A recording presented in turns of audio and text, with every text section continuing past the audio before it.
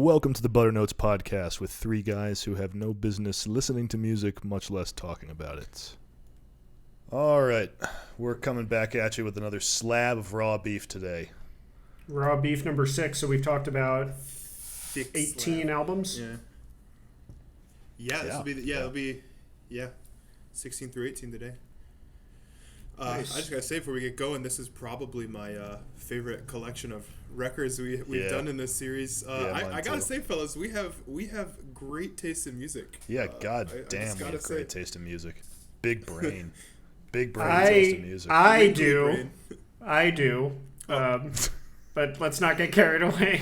What? Implying your pick isn't the worst pick of these three tonight. Yeah, exactly. No, I actually don't think that. No. I'll give my ranking at the end. I'm gonna have a lot of trouble ranking these. Yeah, we have good taste in music. We're just kind of like we're just three people who are just operating at a higher level than most other human beings. I'm especially Jacob. I'm slowly bringing you on to into the realm of the forms. I'm working it out of you all, so I'm glad that's progressing nicely. You're the Socrates to our Plato. Exactly. Yeah. You know, someone is pretty fucking cool and awesome when they're talking about how the realm of the forms. Like that's a guy you want to be like. Plato's heaven, exactly. Don't do philosophy, kids. It's not good for you. Don't try this at home. Oh shit. All right, moving right along here. This is my pick today. Dr. Octagonecologyst. Fun for the whole family. Yeah, fun for the whole fucking family. Dysfunctional fucking family. Yeah, fun for the whole dysfunctional family, exactly. Yeah. Dr. Octagonecologyst from 1996. This is the first hip-hop album we've talked about on the Butter Notes. That is true. I was going to mention that. Yeah. It's quite the introduction. Yeah, all three of us really like hip hop, but all three of us also aren't super experienced in critically evaluating it. So I'm glad that we finally have one. What a hip hop album! Yeah, good God. So I don't know. Some people seem to want to call this horrorcore. I don't think that's quite descriptive enough. That's interesting. Because it's not violent, really. It's just... It's edgy, but it's not violent. There are some pretty gnarly violent moments when he's talking about doing surgery and I need the scalpel, he's bleeding everywhere. It's lighthearted though. It's not. Not. I don't think it's designed to scare you, to scare the listener. No, I would say that the horror rap or horrorcore artists probably reference this album in some way. I mean, it's certainly a forerunner in that type of artistic headspace for this kind of music, anyway. Yeah, I mean, it's experimental lyrically compared to most of what was going on in hip hop in 1996. I mean, gangsta rap was huge. This is before. Well, MF Doom did his KMD stuff before this, but that's not very abstract. This is before the MF Operation Doomsday. This precedes Operation Doomsday by 3 years, which is by 3 years. I mean, when you think abstract hip hop, you think MF Doom, he's the guy for abstract hip hop. But this is before Operation Doomsday, which is really astonishing, actually. Well, and Kool Keith had been around for a minute already, man. He was in this group, Ultramagnetic MCs, and they were putting stuff out in the late 80s. So Kool Keith, who is the guy who did Dr. Octagon, I guess it was released under the pseudonym Dr. Octagon. The name of the album is Dr. Octagonecologyst, because of course it is. So Kool Keith... It's the first solo album from Kool Keith. Yeah. He'd done a lot of shit already. Yeah. No, I thought this was, when I first listened to it, the first comparison. The first two were MF Doom and Madlib were the first two that I thought, and I was like, these guys, Kool Keith had to have done some collaboration with MF Doom or something. That was I couldn't find anything. I don't think so. I was looking it up. I couldn't find anything. I don't think you did, but it fits right. It's right at home in that sort of ballpark. I think. Which is why I like it. That's the hip hop that I know the best. I would say probably the hip hop that I enjoy the most. But of course, yeah. I mean, this album is extremely profane, vulgar. It's quite deranged, but it's also really heady too. I mean, abstract's obviously the right term for it. But I mean, he's talking about quantum physicists and ripping space time and doing and all of this this weird science and he's a time traveling gynecologist slash surgeon from Jupiter. Yeah, but I mean, I could tell he did his research when he writing these lyrics and stuff. I mean, that's something, when I was younger, poetry I thought was hand wavy and like that. This is just like one of these like knee jerks I had when I was younger. And then I realized that like at least one part, it's not the whole part of being a poet, but one part of being a poet is like knowing a lot of stuff. And being able to like draw the associations between the words and stuff. And he does, it's obvious he was well read in whatever he was doing. And just be able to like bring together all these like physics themes and medical themes and just other wacky, disgusting imagery as well. And I mean, he weaves that seamlessly, and it's both heady and like just base and disgusting at the same time. Yeah, and I mean, lyrics aside, he's a fucking hell of a rapper. Yeah, like the very the technical lines flows all over it. Yeah, the lines are not straightforward at all, and he does it seamlessly and with a lot of charisma too. It's not monotone. He does tons of vocal inflections on a lot of the words, and it comes out beautifully. Yeah. Well, then the beats are just really comfy too. Like they are just like the embodiment of the '90s. Like I felt '90s like pop culture, like lo-fi. There's like it's got that sort of like burn to it. Yeah, I just felt like the '90s seeping into like I was just thinking like, oh, Michael Jordan and the Bulls, and like I was just like all the stuff that was happening in the '90s. I just like felt it happening to me. They're really comfy and nostalgic, and they weren't at the time, of course, but they are now for sure. I think that adds something to it. I think than maybe if I listened to it back then, but no, it's just thoroughly excellent hip hop album. I enjoyed it on all fronts, man. Yeah, he's a very talented rapper. His delivery is great. Lyrically, I mean, the dude's a genius. Laugh out loud funny too. Yeah, I was hard at this album, man. What's the one? The skits in general are great, and skits often suck on rap albums. So, and this is an exception because all the skits are great. What's the one line where it's like, oh fuck, the patient just died in the water, or like what is it? Cirrhosis of the eye.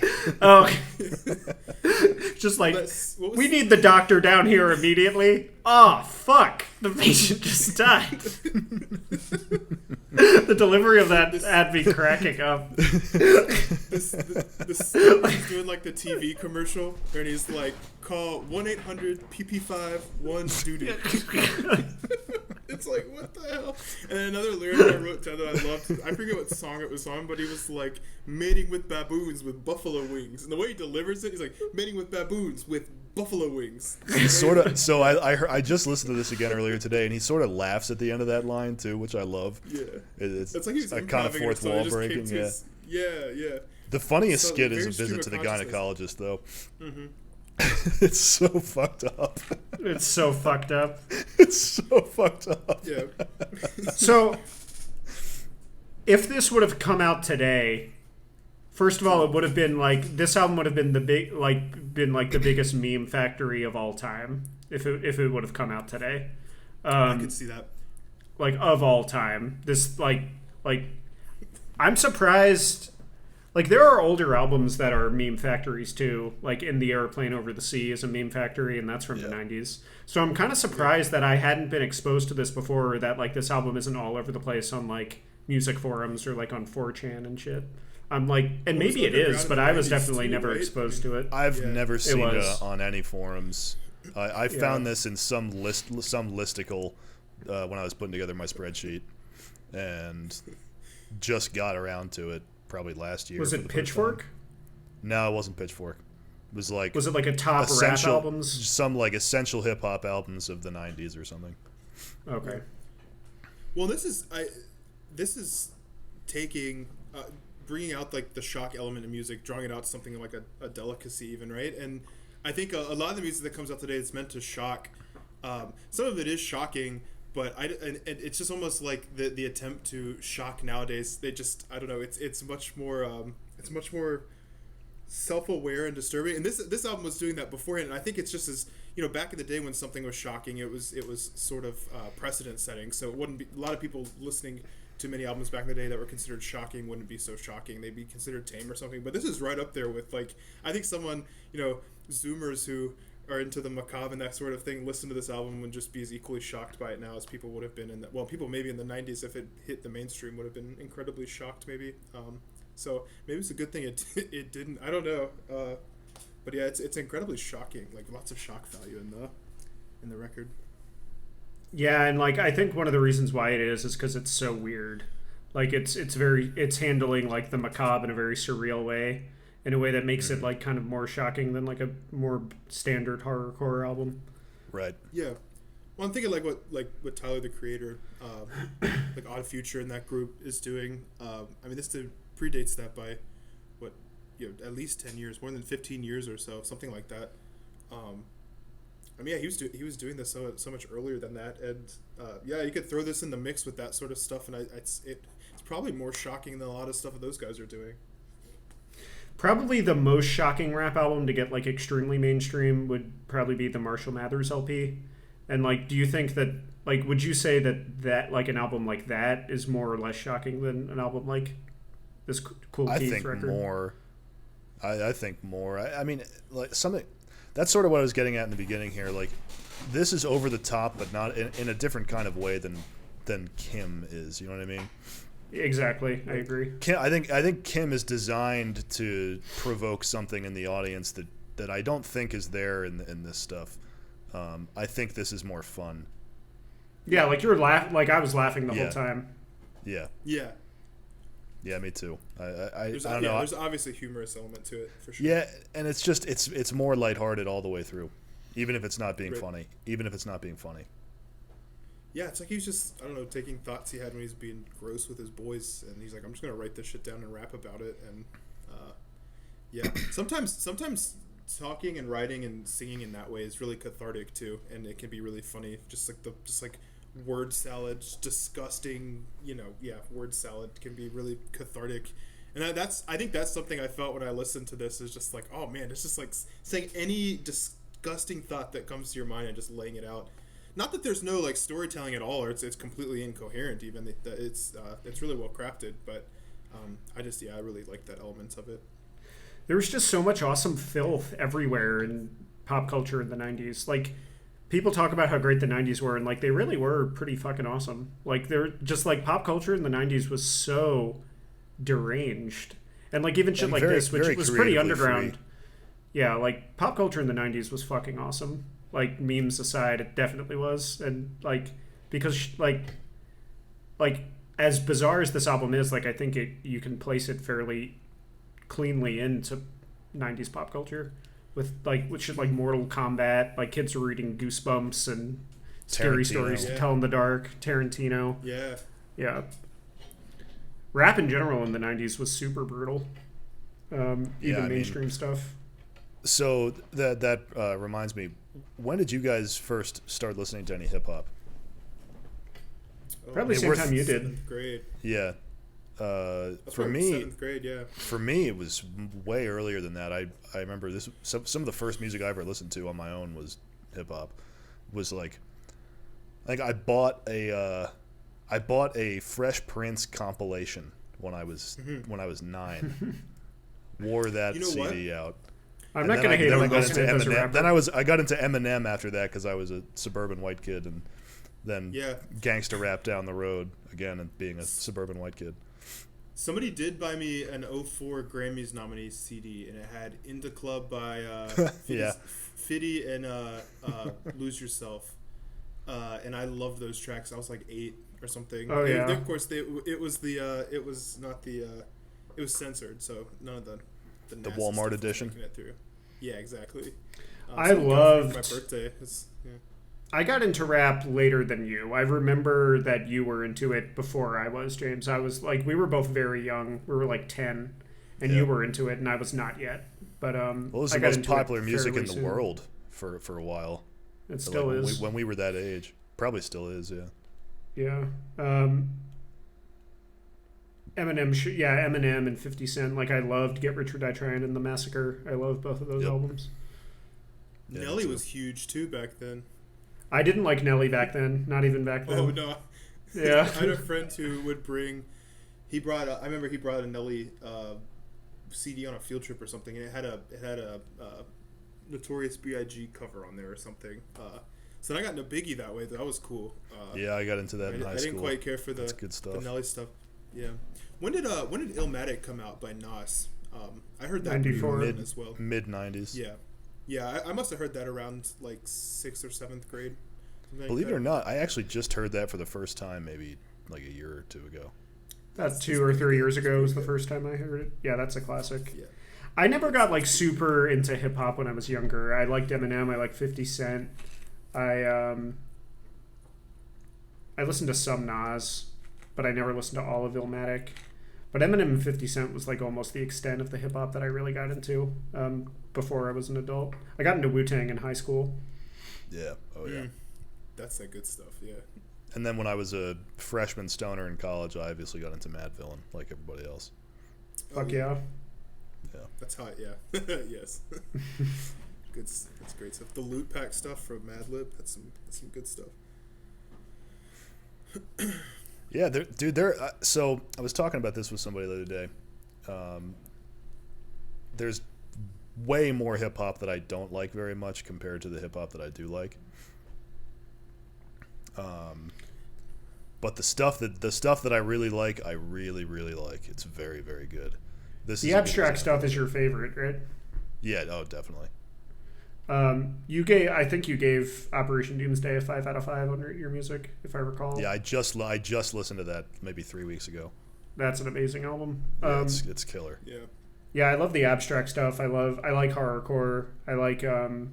I love dirt nasty gangster rap too from the 90s. Oh yeah. I do too. Like I love Notorious Kanye B.I.G. too. and Ice Cube, Ghetto Boys. Classic Kanye great, yeah. is great too. That stuff I haven't heard in a very, very long time. I remember I bought Late Registration when it came out. Late Registration is a masterpiece. I probably haven't listened to that since around when it came out. Have you never listened to... Run the Jewels? Oh yeah, Killer Mike is great. Anything Killer Mike. I haven't listened to any of the hype Kanye. Have you never listened to all of Dark Fantasy? Nope. Really? That's crazy. Never. I know. It's sacrilege. I'm aware. It's supposed to be very good. It's great, yeah. Yeah, my significant other was raging at the fact that you'd never heard a couple Kanye's albums or something like that. She's adamant that those are masterpieces. She's not wrong. But yeah, I need to check out all of Kanye's discography. It's so wide and varied now, and I mean he's just this polarizing figure now. It's kind of it'd be fun to go back through his catalog and just track the development there. That's fun. Yeah, he's Did he never just change boring, his and name? he never was boring. Did he just change his That's name? what I love about Kanye. Did he? I don't know. I think so. Who the fuck knows what Kanye West is doing? It's a full-time job keeping up with Kanye West. Full-time Donda job was being good, though. Kanye West. It is a I haven't full-time listened to job it being yet. Kanye West, yeah. Yeah. But yeah, cool, Keith. right. I'm going to definitely get into more of his, I'm going to try to sort of deep dive his stuff because this was great, and I have no doubt that his other stuff is great. Yeah, it's all probably good, man. Yeah, this is the only other thing I've heard. I actually listened to that Ultramagnetic MCs album a long time ago when I was going through the 80s on my spreadsheet, but I don't remember it very well and had no idea that one of those dudes would put out something like this that I'd like so much. What was that really dirty-ass Golden Age hip-hop album that you were telling me about? Too short. Too short. That dude raps about fucking women for 40 minutes. It's all about fucking? Is it For all, 40 straight fucking minutes, dude. it's just fucking? Or does he talk about other depraved shit, too? I don't really recall. It was the fucking that stood out the most. There's a good chance there's some guns and some other shit on there. I don't remember. Too short? The number 2, obviously. Too short. Yeah, well, definitely. Yeah, and the S is a $, if I recall. Yes. Oh, yes. Yeah, that's some late 80s fucking shit, dude. Have you ever get into Public Enemy? I forgot to mention Public Enemy. The Fear of a Black Planet and It Takes a Nation are both great. Yeah, those are classic. Those are total classics. Later Public Enemy is not very good at all, but those two are classics. They gave Flava Flav like his own songs on a lot of the later albums, which was a bad idea. Bad move. You know, I think it was. I don't remember what label it was. It was like one of the major. It might have been Def Jam, like one of the major hip hop albums. Like when they signed Public Enemy, like he wanted to just sign Chuck D, and they were like, "We don't want to sign like you as a group because it's just you and Flavor Flav. Like we don't give a fuck about him. Let's just sign you." And Chuck D stood up for Flava. He was like, "No, I'm not signing this shit unless it's a package deal with Flava." Hell yeah. And the rest is history. You have to kind of respect that, honestly. Yeah, standing tall for the boys. You gotta love that shit. Yeah. Flava Flav is pretty much a talentless hack, but you gotta hey, respect. He had that reality. He had that reality TV show, Flavor of Love. His Talentless hack. Too. Oh, they did roast him. That's right. Yeah, that's great. Yeah, One of the damn, I better forgot ones. about that one. Those are all good though. Well, I mean, not all of them, but yeah. Yep. Public Enemy is Chuck D, but and Chuck just has stood up for his boy over the years. You gotta love it. You gotta love that. You kind of do. brotherly love. I do respect that, unironically. Oh yeah. All right, let's fast forward almost 20 years Yeah. to Big Jake's pick for the day. Yeah, so as you can read here, it's Immunity by Johns Hopkins. So John Hopkins, not Johns Hopkins University. The university did not release an electronic album, No, as they far wish as I'm they aware. did. No, they wish they did. No, this is John Hopkins. He's a house artist, producer from the UK. So this album falls in a subgenre of house music called micro house. So as far as I understand, house music developed in the club scene in Chicago in like the 80s or whatever. It's a lot of like very down tempo, deep dance beats that I can only imagine was created to accentuate the drug culture that was going on in the club scene at the time. But micro house is, as the name suggests, a kind of stripped down, minimalistic type of house music. And one of the main, I guess you could say, gimmicks. I'm not like a mere gimmick, but one of the kind of like gimmicks of it is that instead of using the kind of standard kick drum, they'll add in all sorts of like static and glitch sounds and things like that, almost computerized. And so this album falls squarely in that. But it's not only that. I mean, there are a lot of Brian Eno-esque soundscapes on this record as well. So a bit of backdrop how I found this. Actually, Misha Mansour on his YouTube channel back in like 2015 or something covered a part of the song Abandoned Window. He said it was one of the most beautifully haunting songs he'd ever heard, and he played it on his guitar. Yeah. So I went and checked out the song and thought it was great. And then I listened to the album, and I expected it to be sounding more like Brian Eno, just kind of ambient piano forward music. But no, I mean, there's some good old kind of classic house stuff going on in this album. A lot of techno dance beats, but then also just some really dreamy soundscapes as well. And the concept of this record, if I understand it, is that it's supposed to like represent a wild night out and kind of take you through that sequence. And because what I like about it is because it's mostly instrumental. There are some vocal samples here and there.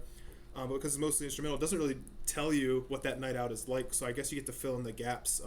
But there are some, upbeat parts. There's some more melancholic parts. In fact, I'd say the whole album's kind of got a melancholy vibe to it as well. So fill in the blanks there. But this album, first time I listened to it, I was floored by it. I had almost something like a religious experience listening to it. It just went down to like the deepest parts of my soul. And yeah, it's just really good. It's really good. So does that mean that the piano breaks are like stepping outside to have a cigarette? You leave the club for 2 minutes? Yeah, and like thinking about what am I doing with my life, sort of like why am I here partying every single night or something like that. I don't know, that's kind of how that's kind of how I thought of it. Or like walking home, or like your friends left and you missed a cab and now you got to walk 10 blocks to get home or something like that, and you're just like alone with your thoughts now, and you're just that sort of thing. But then it picks back up. Maybe you meet another group of friends. Like I said, it's like open ended, and people have all sorts of memories of good nights out, and so they can kind of just fill in the gaps.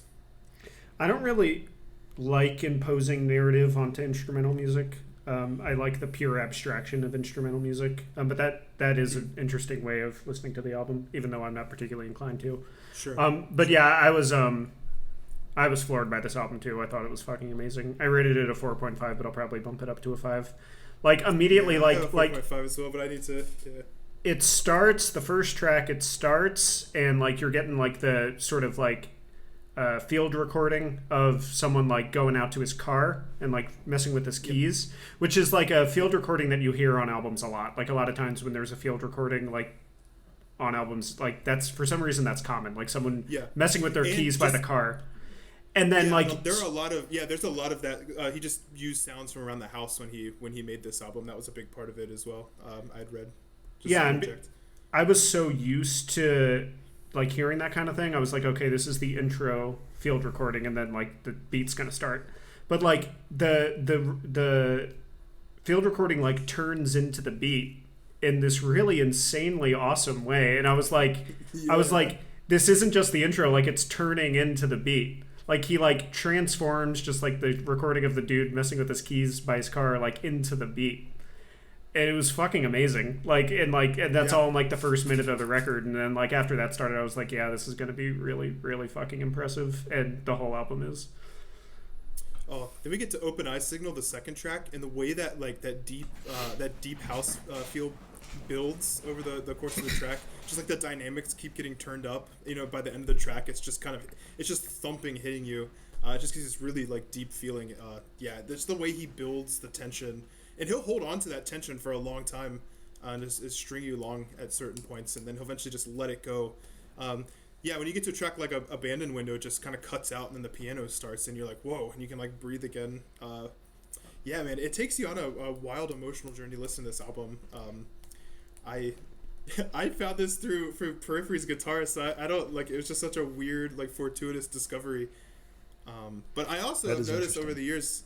Yeah, I often notice over the years though, like I never admit this to myself, but I think I really love house music in general. I mean, this is like very different than like normal IDM house music, which I like that stuff too. But this is a much more experimental take on that genre, and I think the micro house subgenre in general does that. Yeah, so I saw on Rate Your Music this had an IDM tag. What is it? I think it's intelligent dance music, which is interesting. Yeah. I've heard of that stuff before. I guess. Aphex what's Twin? The other album I listened to? Yeah, Aphex Twin counts. I think Boards of Canada counts. That stuff I've always really liked, and this was no exception. This is a phenomenal album. Yeah, this had been on my radar for a really long time. It was like really critically acclaimed when it came out in 2013. I remember like some of the prog guys and metal guys who I talked to a lot on social media back around that time were talking about how much they liked this, which was unusual. And I meant to check it out back then, and I never did, and I'm glad that I finally did. Yeah, well, I think using this as a launching point, I'm not super well versed in house music. I listen to like mixes on YouTube and stuff when I'm like working or whatever. But it does warrant. It's a good launching point for a dive into the deep house, progressive house kind of music. There's some really cool stuff in there. A lot of times people will take a bunch of different tracks from a bunch of different artists and then make a big playlist essentially, and it just runs into the next. Like you're listening to it on the radio or something. And those are always great experiences. There's a YouTube channel which I can send you guys the link to that. It's so it's the stuff's just really cool and interesting. I don't know. I used to have a stance against electronic music. I don't anymore, but even now I'd still say this is one of the better electronic records I think I've ever listened to. I would agree. Yeah. This particular album didn't really strike me as club music. Maybe I don't. It's There weren't really any tracks that I could imagine being played in a club unless it was like kind of like an alternative scene. Yeah. No, this stuff wouldn't be played in a club, but there's elements. There's like an open eye signal, and at the beginning of Sun Harmonics, like you can, it's like the dance beat, like you're standing outside the club, and then you like open the door and the beat hits you. You know, you can hear the beat thumping from outside. Or you're smoking your cigarette, and then you go inside. Yeah, it kind of takes you outside of. You're in your night out, but it takes you outside of the dance scene and like makes you look back in on it or something. That's what I really liked about this album is it kind of takes you outside of the genre and it's looking back in at itself or something like that. Yeah, it's a deconstruction kind of. Yeah, exactly. The last track, the title track, I also thought was like just a totally stunning track. Possibly my favorite upon first listen. Yeah. You know what it reminded me of a lot was the last 5 minutes of The Antique by K.O. The title track reminded me of that, and that's like one of my favorite moments in music. The ending of The Antique by K.O. is like one of my favorite moments in all of music. And the title track of this like was on a similarly like just insanely transcendent, beautiful kind of minimalistic vibe. Yeah. Not that I think that there's.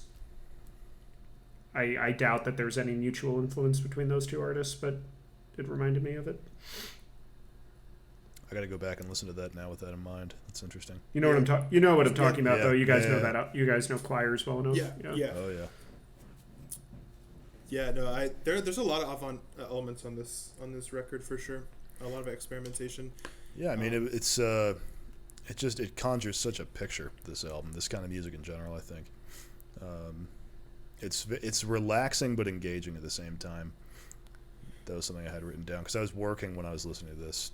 Both times I listened to it. And did you listen to it through headphones or did you listen to your speakers? Studio monitors, but I turned it up pretty fucking loud, so yeah, I'm getting the full soundscape. Yeah, for sure. I always thought of this as a sort of headphones record. It's very intimate. That's what I did. Record that I prefer to. Yeah. That's what last night I put this on headphones and blissed out to it. It was fucking awesome. Yeah, it's really good. So thank you to Misha Mansour for helping me discover this dude. I haven't listened to anything else by him, so none of his other stuff is highly rated. But I mean, I'm not gonna let that deter me. I'm gonna check out everything else he has just to see. Me too. Yeah, I mean, I've still barely scratched the surface on electronic music in general. I think we talked about this in the previous episode. All the subgenres. Yeah, and all the remixes of all this stuff. Some of the remixes are better than the original a lot of time. And a lot of times the artist will put out a track and then they'll get someone to remix it and they'll work with the guy on the remix or something. It's really weird. It's a whole different culture and milieu. Yeah, you should. Yeah, you guys should check out some deep house just mixes on YouTube, and if you're just like working and looking to chill out or whatever, because a lot of the techno. People say techno. It's kind of like wacky, like I'm going out and dancing and acting like an idiot on the dance floor kind of thing. And a lot of the deep house music is just very like, I don't know, you're vibing, man. Yeah, it's just some good relaxing kind of blissful music, or can be. It's nothing like super technical, or it's just very minimal and interesting, I think. Yeah, this was awesome. Thanks for finally getting me to check it out, because I've been meaning to do it. I've been meaning to check this out ever since it came out, which was in 2013. Yeah, I'm glad you guys liked it. This is, I would say, of the 6 I've picked, this might be my favorite of the ones I've picked. That is. Yeah, it's solid as fuck. I will definitely revisit. Cool. All right. And just a year later on this one. Another 2014 album. Yeah, I keep picking 2014 albums. Man, look at that fucking album cover, dude. Album cover. This cover gives me a nerd boner. At this cover. This whole album does, man. I thought of Doom. Like, the first thing I thought was Doom. Like, I was like, oh yeah, this album makes me want to like grab a rifle and get in a spaceship and fly to some like barren desert planet and fight the like brood of like primordial space parasites. I don't know, man. It made me want to like go buy like a gaming table and like $1,000 worth of like Warhammer 40K miniatures and like start playing Warhammer. Yeah.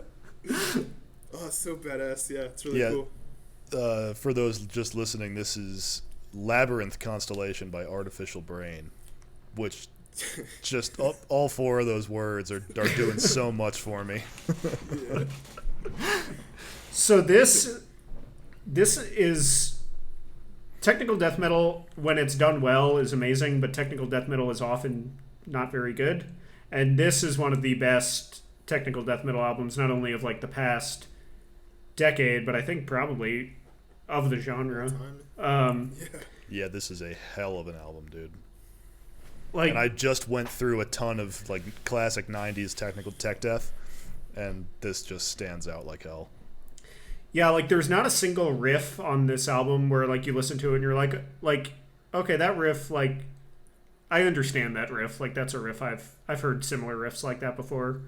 Like every single riff on this thing is like incredibly strange.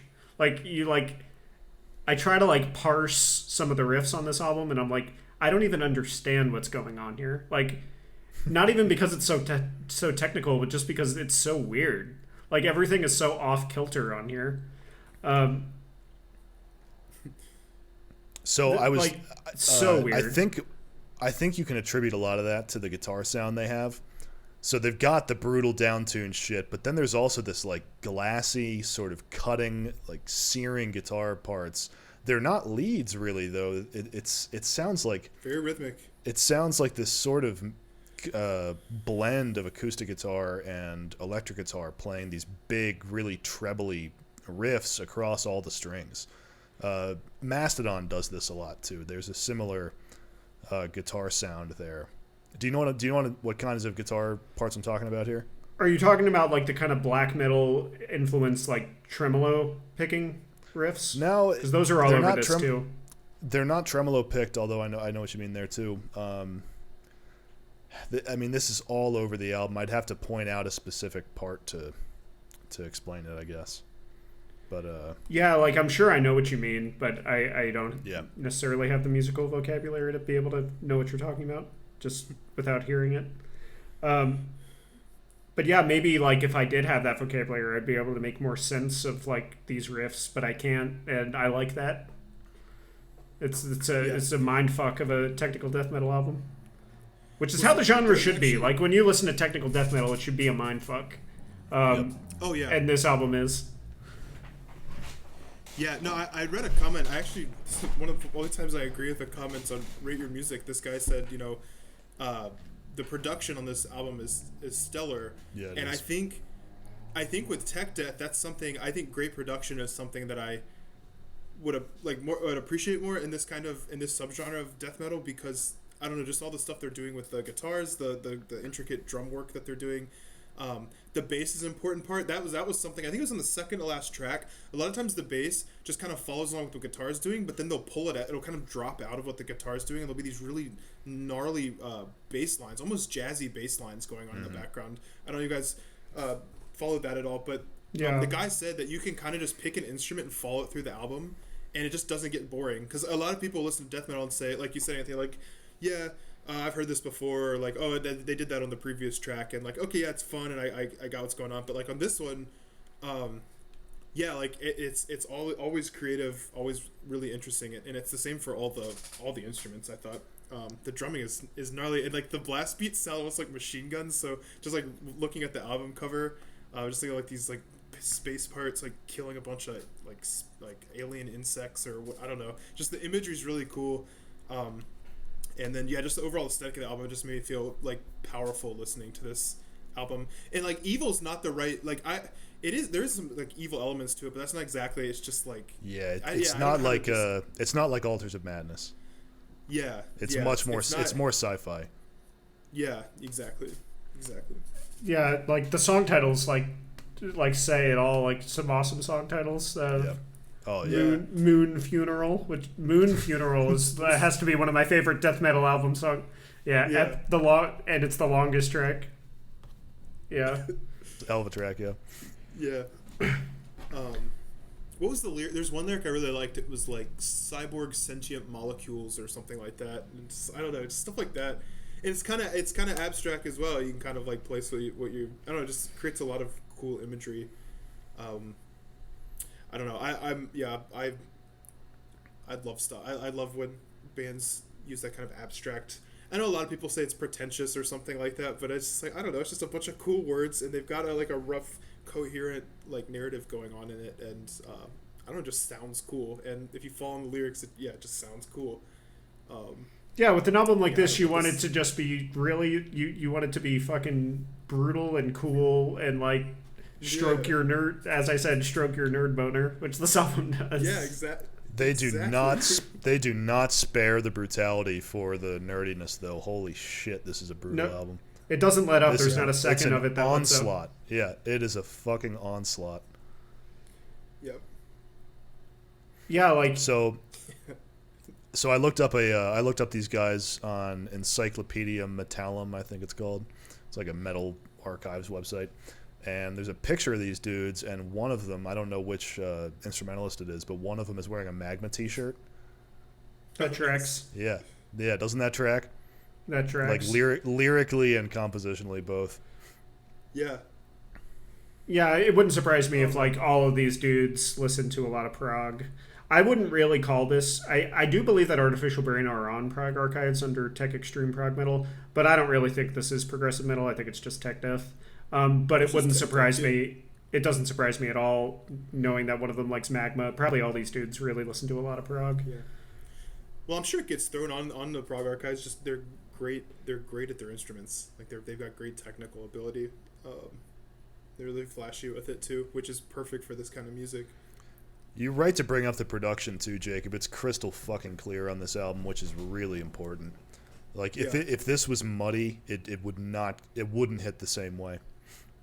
I agree. It's got to be crystal clear. Exactly. Yeah, like I said, those bass parts that I thought were like just following along with the bass, like it would disappear for a while. I mean, you could hear it like accenting the guitar, but then it would just fall out, and there'd just be these weird sort of frills, like these jazz bass licks. It's so cool to follow. There are a lot of crazy cuts on this album, like you'll just get like this onslaught of just like onslaught of guitars and blast beats, then it'll like cut and like move to something else. It just like it's hard to even trace the transitions on this album because there are so many, which is common in tech death. But they pull it off really well here without it sounding gimmicky. Yeah. And also the vocals, I think the vocals are awesome. They're brutal. Dude, they're so brutal. Someone on Rate Your Music compared it to Demolich, which I totally see because it's so guttural and it's so fucking deep and low, and the pitch is so low. Inhuman. I mean, it's inhuman. I remember the first time I heard that album, The Spithe by Demolich, and I was just like, this is a demon in front of the microphone. This is not a fucking human being. Yeah, like the vocals sound like this. Here. Like this soldier thing on the cover with the gun arms. Like the vocals sound like that thing is what's singing, not a human being. For real. I mean, I'd love to see these guys live. That would be a hell of a show. Oh god, yeah. Too bad it'd probably be at like a fucking Globe Hall in Denver with 50 people. These dudes, this sound needs to be at a stadium. Yeah, fair. Yeah, I couldn't imagine seeing music. Show. You'd have to go to like one of those big European festivals to see shit like this in a stadium. Yep. You have to go to like Wacken or something. Yeah. Right. Yeah, this was a sick album. Where'd you find this?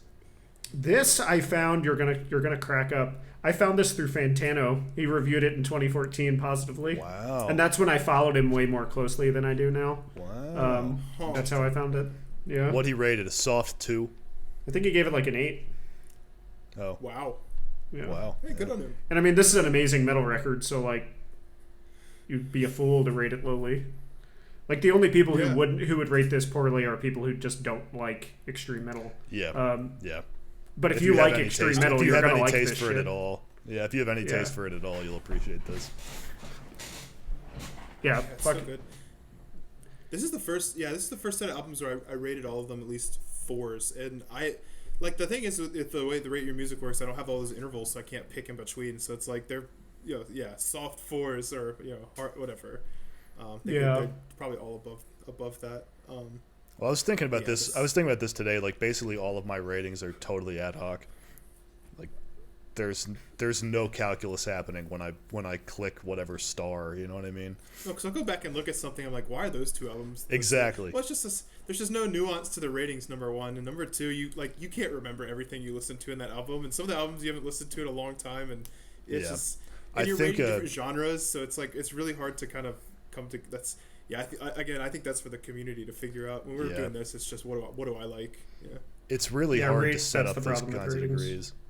It's really hard to set up those kinds of degrees because, like, on the one hand, I think it would be a lot easier to rate stuff if it was something like neutral in the center, positive, very positive, and masterpiece on the positive end, and then like negative, strongly negative, and dog shit on the far end of the negative spectrum. That's my lowest rating is why are you listening to no, my lowest rating is pleb filter, but above that is why are you listening to this? 0.5 is pleb filter. Great, that's the Great McDonald. That's the Great McDonald. Yeah, exactly. Exactly. Range. Yeah. I'm too filtered by Grant. He's gonna be a staple in all our episodes going forward. So you guys buckle up. We'll do an episode on him one day. We'll get him on the show. Yeah. Only if he wears the cowboy hat and nothing else. And nothing else. Yeah. Yes. Maybe we're gonna have aviator sunglasses. We're gonna have to do this on an OnlyFans, I think. Hey, then we might actually make some money. Yeah, true. No, OnlyFans just banned porn. You heard about that, right? No, it's back. It's back. They banned it for like 72 hours, and there was an enormous backlash. And they were like, never mind, we're sorry. What the goddamn shit did they think would happen? I don't know, dude. They wanted to be like a... They want it to be a bigger site, I guess. They don't want it to just be associated with porno. Why can't people band together to boycott more important? Why they mess with people's porn and they're like, "Fuck no, change this back or we're gonna stop." If people band together, if they join together to boycott other things, the world might be a better place.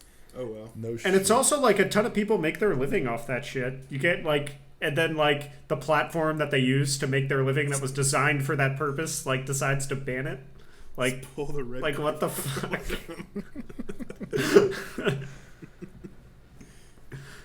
Oh boy! Artificial Brain should start an OnlyFans and only post graphic images of sci-fi warfare. I would subscribe to that. Watch. There's already local death metal band fucks their instruments in space. It's moments like these where I hesitate to tell people we have a podcast. Watch this guy fuck his double bass pedal hard. If you're clicking a podcast episode that's called Raw Beef, then you deserve this. We have 6 of them. Yeah, you deserve this. Oh man. Yeah. Once this is uploaded to the internet and you clicked on it, I do wonder, whoever's listening, what went wrong that led you here? Reflect on that after the episode is over. Please let us know in the comments. Yeah, let us know in the comments. Please like and subscribe. Yeah. We're curious about the psychology of anyone who would fucking click on this, so please like, subscribe, and tell us in the comments. They're probably like us. I mean, I don't know. Poor I'm so decrepit sorry. souls. If you're anything like us, I'm God really damn. sorry. Oh, you poor fucks. Yeah. We're sitting here nerding out over this military sci-fi album cover. And this is going to be the happiest day of my week. Yeah. Yeah. All right, we're going to do rankings. This is a tough one. Yeah, let's do it. I got let's stats do for it. you guys too, if you guys want those too. Oh, let's Give get the me stats a moment before. here. Let's do stats first. I'll just do. There's so many of them. I'll just do the main ones here. Let's see. So, Mr. Jaime is in the lead still with a 3.64. Tone. Am I up or down from last time? You are. I think you're down just by like a tad. This album barely like dropped you a little bit. You're at like 3.65, so it's dropped you by like 100th of a point. So you're not moving. You're not moving down that far. Anthony's 3.59. Number 2 there. Now I'm still at the bottom, 3.53. But that John Hopkins album bumps me up. That's my highest rated album that I've picked. That Pedal Point album, yeah, that one hurt. That one probably. And the Fallujah album. Yeah, the Fallujah album too. But I think we all have 3.4s. Tony, you have 2 of them actually. Weirdly enough. So yeah, but I think the Pedal Point album wrecked me on that one. Yeah, so USA, the Anglosphere stuff is that's like the main. I mean, USA's got 8 and the UK's got 5. I think we only did US and UK this time around. And of course, Germany, Mexico, Netherlands, Poland, and Norway are still the other like the unique. Only one of. Do we have any Japanese stuff yet? Because it's coming. But I'm working on it. It's coming. Yeah, that's coming for sure. Top 5 highest rated albums. Yeah, Deceit still number 1. Codename Dustsucker at number 2. Immunity is number 3 actually. Then the Goat Rodeo Sessions at 4, and As Wichita Falls at number 5. Yeah. Obviously, Dona Nobis Pacem is at the bottom there, and then I have like 2 in the bottom 5. So you mean the Catholic album is at the bottom of the list? I can't believe it. Hey, it's the pleb filter. There you go. It's the beard kids. All the beard kids on Rate Your Music are rating it low. I have a hard disagree with you guys. I really like that album, but yeah, I'll leave that. I liked it too. It's just not. All right. It's not a 5 out of 5, Jake. It was. I love it, man. I don't know. It's corny in the right ways. I like it. I was gonna say it's my least favorite album that we've talked about for this segment, but you know what? I think I might actually like the Rat album more, unironically. Oh no! I definitely like the Rat album more, unironically. Well, I think that's defensible from James. I get that, but Anthony, that's oh my gosh! All right. Yeah, and then I mean. Our mean year is 1997, which is funny because we only have like 2 albums or 3 albums from the 90s. So there's a lot of stuff on the other ends of it. Yep. Then a lot of shit from 2014. That's 4 albums from 2014, and then 3 albums from 1981. So 2014 was a hell of a year, boys. I mean, it's not too surprising. 2014 instead of Immunity. I'm glad I picked Immunity, but there's a lot of 2014 was a great year in music, and apparently so was 1981. But we need to brush up on our 1970s and our 1990s. It's so funny because like there's so much shit from the 70s that we all listen to, but there's no way there's anything that we haven't all heard. Oh, there's a way. Go on that Prog Line YouTube page. There's a bunch of shit on there I haven't even heard. Yeah, there's a lot of shit from the 70s. Once you get to like Klaatu and like that like psych pop stuff, that's some good shit there. But anyway, there's their stats for this edition. We'll do some rankings then. Yeah, I don't want to because they're all good, and I don't mean offense to any of these albums. They could go in any order. So be it. All right, 3-1. Immunity, Octagon, Artificial Brain. Nice. All right, Jake. I'll go. Artificial Brain 3-1. Artificial Brain, Octagon, Immunity. 3-1. Kool Keith, Octagon, Immunity, and then Labyrinth Constellation. But Immunity and Labyrinth Constellation are tied, basically, and the Kool Keith record is not too far behind either. Yeah. I feel that way. I feel that they're all basically... Yeah. I had a great time with... And they, like I said, there's just such a wide range of emotions listening to these albums back to back to back. It was a good time. I listened to... the way I did it, I listened to these all like 3 times, like you did, James. I took that suggestion, and each time I did it, I listened to Artificial Brain first, then Dr. Octagon, then Immunity, and that was a cool way to structure Interesting. that. I did it chronologically every time. Yeah. Okay. Yeah, maybe I should mix that up. There's 3 albums, so yeah, I might mix that up. going forward. The reason I do it. I actually changed it a little bit, but typically I listen to yours first, James, and then Anthony's, and then mine last. And that's the only reason I do that is because that's how I have us listed in our stat spreadsheet or whatever. Oh. So it's just completely random, but I just keep it like a habit that way. But this time I switched up because I don't know, I thought the album cover for Anthony's looked cool, so I had to listen to it immediately. So I felt... I feel bad for ranking it 3, man. It's such a good record. I'm glad you showed that to me. Honestly, all 3 of these, like, it could basically be in any order. I liked all of them more or less equally. Yeah, really cool batch of albums and really weird combo. Yeah. Yeah, no shit. These had almost nothing in common. Wait, so read off the 18 albums that we've talked about so far before we end this. All right.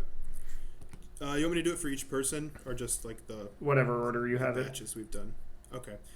All right, so for James, we have Invasion of Your Privacy by Rat was number 1. Sick. Deceit This Heat was second. The Way Is Red by the Staves. And the Goat Rodeo Sessions was 4. For Your Own Special Sweetheart by Jawbox, and then Dr. Octagonecologyst. For you, Anthony, it was The Warmest Sun of Winter by Believe. El Poeto del Ruido by Decibel. As Wichita Falls, So Falls Wichita Falls.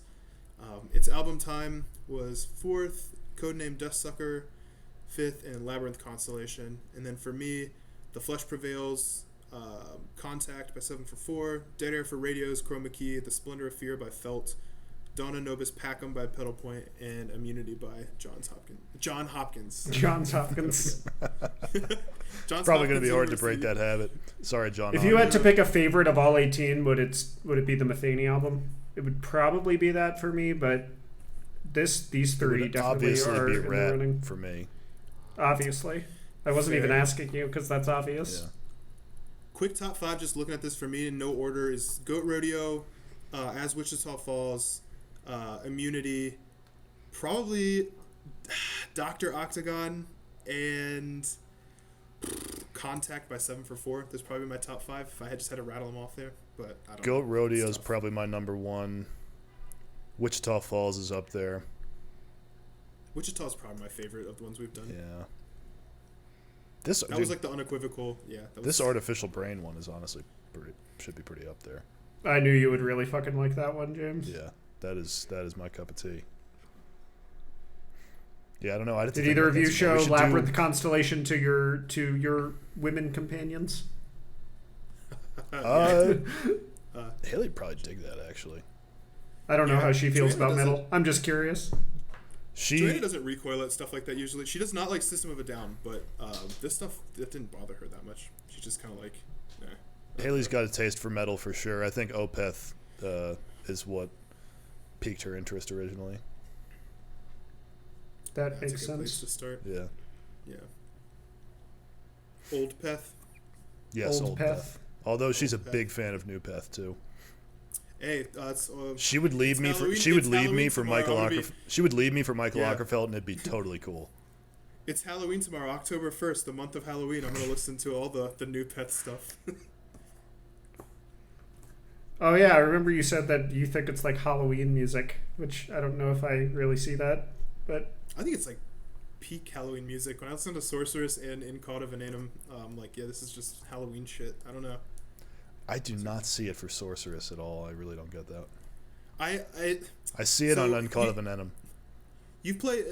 Have you played Bloodborne? Or somebody was playing? You were telling me I just recently played Bloodborne. Yeah, for the first time. Yeah.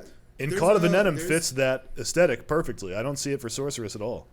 Sorceress is like the brooding evil witch of the woods, like the with the strange brew, man. Like, yeah, dude, it's all there. It's all there. I don't know. Like, watch some of the music videos too. Like, I don't know. I think it's a sorceress. It's fucking. I don't know. To me, it's straightforwardly Halloween. I just think like the Witch of Hemwick from Bloodborne, like that boss or whatever. Last night I listened to A Blaze in the Northern Sky by Darkthrone on vinyl. I spun that. That's Halloween. Nice. That's Halloween shit. Yeah. That's a fucking classic. Yeah, I suppose it's well, hopefully this isn't out of order in any way, but yeah, we have to do some Halloween themed stuff when we get back. Whether it's movies or some albums or a mixture of both. Maybe pick a movie, an album, and another piece of media, and we all talk about it. I don't know. Oh yeah, like a book, an album, and a movie. That'd be interesting. Yeah. I was thinking I might try to read a couple Steve King books that I've never read before this October, because now's the time. Break out my Lovecraft. That'll be fun. Also, a different kind of humor, but it's still Halloween. It's still in the ballpark. Did I say humor? I meant horror. Yeah, humor. I mean, some of it's kind of funny. Some of those stories are kind of funny. That's true. All right, fellas. That wraps up Raw Beef number 6.